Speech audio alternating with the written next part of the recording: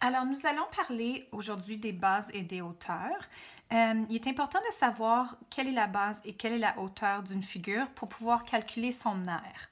Alors, la base de la figure, c'est toujours la partie, on peut dire, où le sol toucherait. Alors, si on plaçait notre figure vers le haut, à la verticale, ce serait la partie qui toucherait le sol ici.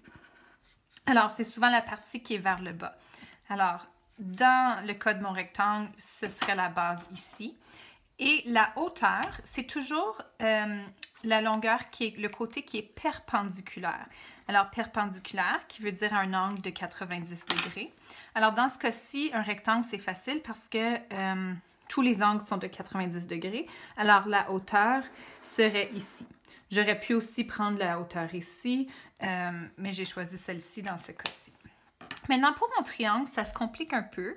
Alors, pour mon triangle, je vais évidemment prendre la base qui est en bas ici, dans ce cas-ci.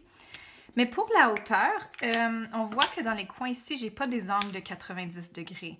Puis, on sait que la hauteur, c'est toujours une ligne perpendiculaire à la base.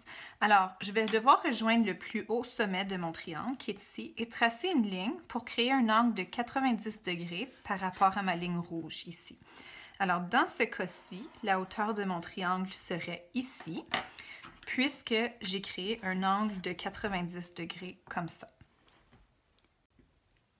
Maintenant, si je complique un peu plus les choses avec un parallélogramme et un triangle qui est un peu différent, alors la base, ce sera évidemment la valeur, le côté de mon parallélogramme qui est vers le bas.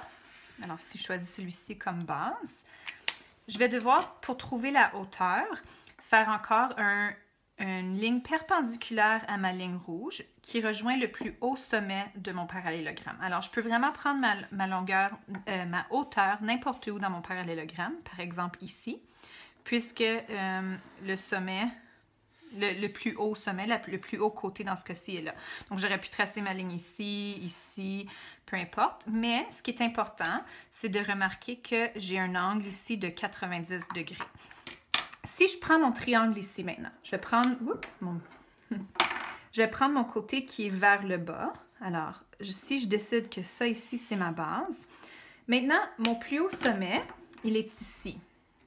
Alors, comment est-ce que je vais faire un angle de 90 degrés pour rejoindre ma base ici? C'est que je vais devoir faire une petite ligne imaginaire et allonger ma base ici pour que je puisse la rejoindre à un angle de 90 degrés avec le plus haut sommet de mon triangle. Alors, si je descends ici, jusque là, j'ai tout de même créé mon angle de 90 degrés.